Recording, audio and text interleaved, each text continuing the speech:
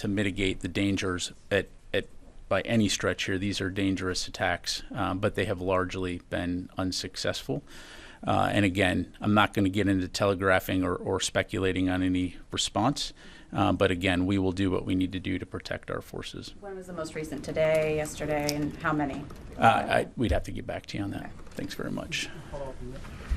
What's that? Follow-up on the Iraq. Yeah, let me go here first and I'll come back to you. Carla? Thanks. VOA had a journalist embedded with some soldiers in Syria as they went on their first patrol yesterday. The first patrol since October 7th, since these attacks started.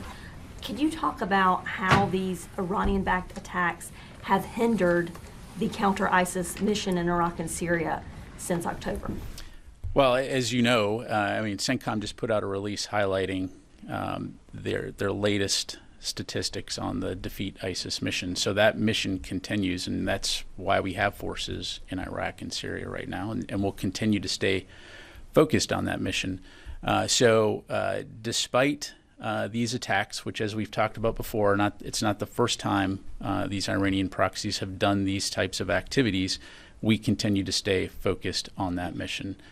Certainly, if our forces are put into danger, we will take appropriate action to protect them, but it's not going to deter us from doing what we're there to do in the first place, which is ensure that the lasting defeat of ISIS.